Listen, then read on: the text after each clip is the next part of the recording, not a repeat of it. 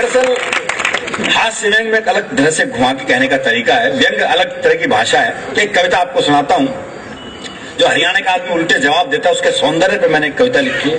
बहुत आनंद की कविता है, कोई दिमाग लगाने की जरूरत नहीं, मैंने लिखने में नहीं लगाया, तो आप सुनने में क्यों लगाओ। पुलिस को रंगरूटों का दस्ता चाहिए था नया, पुलिस को रंगरूटों का दस्ता चाहिए था नया। हरियाणा का राधे श्याम भी इंटरव्यू देने गया। इंटरव्यू में पूछा गया सिर्फ एक सवाल और राधे ने बना दिया सवाल का बवाल। सवाल था, आप सेब खरीदने जाओगे तो 50 रुपए किलो के हिसाब से 100 ग्राम सेब के कितने पैसे देकर आओगे। ये आसान सा सवाल था जी, लेकिन इस आसान से सवाल को हरियाणा का आदमी कैसे बवाल बना सकता है, बस यही इस कविता का सौंदर्य है।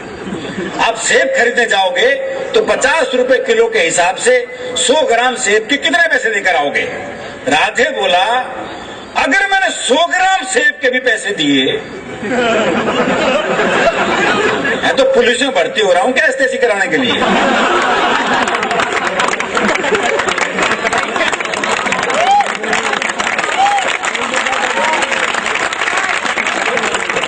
अगर मैंने 100 ग्राम सेब के भी पैसे दिए तो पुलिस में भर्ती हो रहा हूं क्या एसटीसी कराने के लिए। साहब को जवाब में मजा आया, उन्होंने सवाल को आगे बढ़ाया। अच्छा, मैं खरीदने जाऊं तो मुझे कितने के मिलेंगे। राधे बोला, आवाज करो, पूरी पेटी आपके घर भिजवा देंगे। अच्छा, तुम्हारी पत्नी तो पुलिस में नहीं है ना, वो जाएगी तो 100 ग्राम सेब के कितने पैसे देकर आएगी। राधे बोला, साहब मैं अपनी पत्नी को आपसे ज्यादा जानता हूं, उसे खरीदारी का है बहुत चाव, और उसे 100 ग्राम खरीदने होंगे तो 100 ग्राम का ही पूछेगी भाव। 100 ग्राम का ही पूछेगी भाव। अच्छा, तुम्हारा भाई जाए, अगला भी उसी सवाल के पीछे पड़ा हुआ है, ये नहीं कि भी वो जवाब नहीं दे रहा तो सवाल बदल दे, पर दिक्कत है वो भी हरियाणा का, वो भी भाई वही निकला हो गया। अच्छा, तुम्हारा भाई जाए कि भाई को तो मैंने कई बार बाजार जाते देखा है, पर वो तो कहीं पौआ तो कभी गुटखा लाता है, सेब लाते तो मैंने से आज तक नहीं देखा।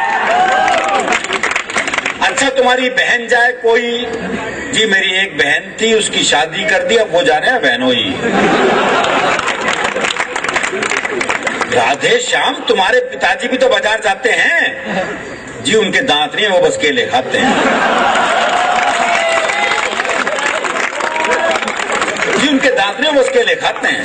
आप मुझे क्या बताओ श्रीमान, तनख्वाह तो दोगे एक आदमी की, मैं सेब खरीदने में लगा दिया पूरा खानदान,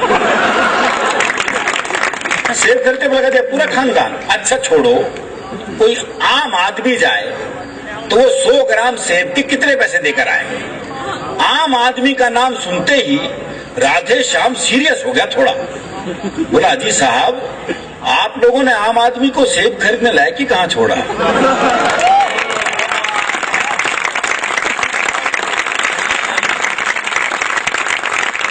लोगों ने आम आदमी को सेब खरीदने लायक ही कहां छोड़ा।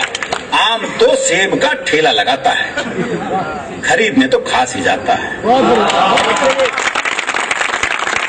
आम तो सेब का ठेला लगाता है, खरीदने तो खास ही जाता है। अच्छा, कोई खास आदमी जाए तो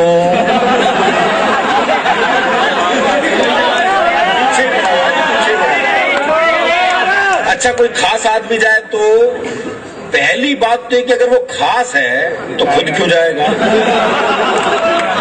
अपना नौकर भेजेगा, और आपके कहने से चला भी जाएगा तो क्या सिर्फ 100 ग्राम खरीद के लाएगा। चलो आपकी अंतिम इच्छा पूरी करने के लिए 100 ग्राम खरीद भी लाए तो इसका हिसाब आप मुझसे क्यों लेते हैं। हिसाब बताएंगे उसके सीए जिन्हें वो तनख्वाह देते हैं। चलो इस सवाल को यहीं छोड़ते हैं, इंटरव्यू का रुख अब दूसरी तरफ मोड़ते हैं। इंटरव्यू का रुख अब दूसरी तरफ मोड़ते हैं। चलो इस सवाल को यहीं छोड़ते हैं। देखो साहब, ये तो है सरासर फरेब, दूसरा सवाल बाद में आएगा, पहले आएंगे 100 ग्राम से। पहले आएंगे 100 ग्राम से। तुम्हारा कोई दोस्त है राधे श्याम, हाँ जी है सीताराम। वो सेब खाता है, हाँ कोई खिलाए तो खाया। साहब आपने भी सवाल को खूब खींचा है, लगता है आपको वो सेब का बगीचा है। खैर कुछ भी हो पर अब अपना जवाब ले लो। जवाब क्या गया जी? कुछ भी हो पर अब अपना जवाब ले लो। सीताराम फल वाले को 5 रुपए देगा और कहेगा इतने के सेब दे दो।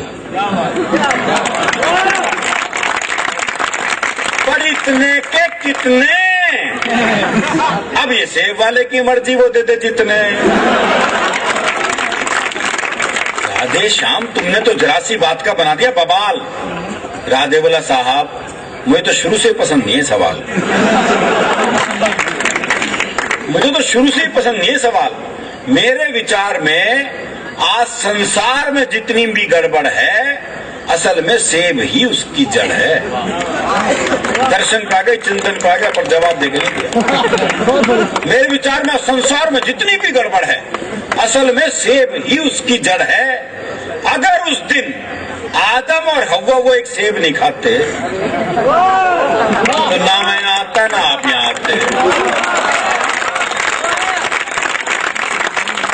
ना मैं आता ना आप यहाँ आते, ना 100 ग्राम होता ना 500 ग्राम, ना आप साहब होते ना मैं राधे श्याम।